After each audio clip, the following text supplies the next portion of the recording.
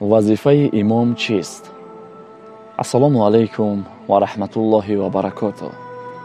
با خواست خداوند موضوع امروزه ما درباره امام است. باید هر یک شخصیت بداند امام چگونه است و کی امامتی کرده میتواند، برای کیها جایز نیست. همه این در نوار امروزه است. با دقت تا آخر تماشا کنید. امام باید حال نمازگزارانی همراه خود را رعایت نماید و قرائت را از اندازه سنتی دراز ننماید. همچنان رکوع و سجده را از ذکرهای الهی زیاد ننماید. پیامبر خدا صلی الله علیه و سلم می‌فرماید هر کسی از شما با مردم نماز می‌گزارد، امامتی می‌کند، نماز را سبک بگیرد، چون که در میان شما مردان ضعیف و ناتوان، بیمار، پیرانسال وجود دارد. ولی وقتی برای خود نماز می‌گزارد، یعنی تنها نماز می‌گزارد، هر اندازه می‌تواند نماز را آهسته بخواند. شرط‌های درست شدن امامتی 6 چیز است. کدام ها؟ اسلام، بلاغت، عقل، مرد بودن، قدرت خواندن قرآن و سالم بودن از عذرها. اگر این 6 چیزی را که من نامبر کردم در امام وجود نداشته باشد، امام نمیتواند که نماز مردم را بخواند. یعنی یگان کمبودی داشته باشد از عضو بدن و باید با عقل باشد، یعنی که نقصان در عقل نداشته باشد و با بلاغت رسیدگی باشد، کودک نباشد. اینها باید در امام وجود داشته باشد. یعنی که امام نباید خونروی همیشگی از بینی داشته باشد. در این حالت او نمیتواند که نماز مردم را بگزارد.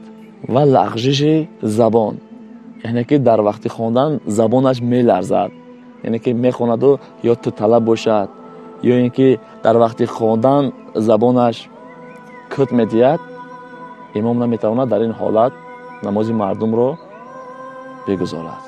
امام جماعت که از علم بهره ندارد، بیسواد، بدعتگزار، ولد زنا، نابینا، فاسق و شخصی که نماز را طولانی میکشاند، دراز میگذارد، برای این شخصیت مکروه است نماز گذاشتن و هر کسی که از پس این نماز میگذارد نماز او هم مکروه میگردد. امام جماعت بغیر از نماز بامداد دیگر نمازها را دراز نکند. صفهای جماعت به این ترتیب تشکیل می شود. اول مردها، بعد کودکان، بعد خنثی، به صف آخر زنها. خنثی چگونه کسها را میگویند؟ الحال بهرتان میرسانم. خب اول از زنها شروع میکنیم.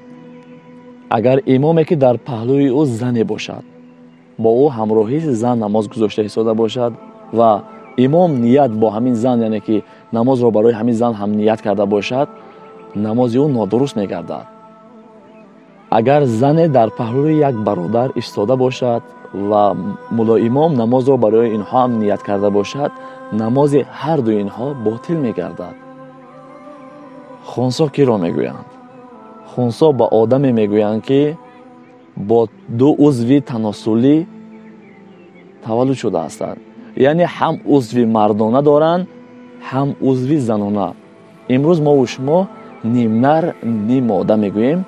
انا این گونه شخصیت ها را میگویند.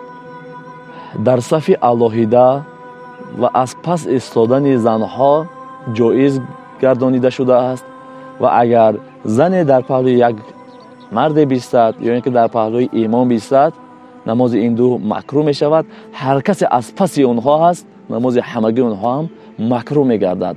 زن در جایز نیست که در پهلوی یک مرد دیگر ایستد یا اینکه در پهلوی امام ایستد. اگر در پهلوی امام ایستاد، کسی که از پس اونها نماز میگذارد، همگی اونها مکروه میگردد نمازشان. یادآور میشویم که ظاهر مذهب این است که مرد اقتدا به امام کرده باشد، به یگان شک و شبهه وارد نماز جماعت میگردد و اگر زن باشد در این حالت اگر امامتی برای او هم نماز را درست داند، او هم داخل این نماز شده میتواند. یعنی بسیار چیزها را ما و شما از اینجا آموختیم. یعنی خونسا شخصانی را میگویند که نیم نر نیم ماده است، هم حالت زنانه دارند هم حالت مردانه، و مردایی هستند که یک حالت دارند، یعنی که حالت مردانگی دارند اما خصلت زن دارند. در وجود اونها حسیات زن وجود دارد. و زنهایی هستند که سر لباس مردانگی میپوشند و حسیات مردانگی دارند، در وجود اونها حسیات مردانگی هستند. این گونه شخصیت ها امروز ها بسیار هستند. ولد زنا کدام شخص ها را میگویند؟ آن شخصیت هایی که به حالت زنا دوچار میشوند و از آنها فرزند به دنیا میآید. اون فرزند بیچاره گناهی ندارد. گناه در آن همون مادرش است، همون مرد بی‌ناموسی که با این زنا کرده است به نکاح. یعنی که ولد زنا این به نکاح همخوابگی کردن با زن یا اینکه با مرد هست. از همین سبب این شخص گناهی ندارد، اما برای این امامتی را درست ندانستند علمای دین اسلام. اگر کدام شما یکم جای این سخنها را نفهمیده باشین، میتونین مراجعت کنین در زیر آن همین کامنتار، یا ان شاء الله بهر شما خواهیم رسانید. این سخنهایی که بهر شما زدیم از فقه هست.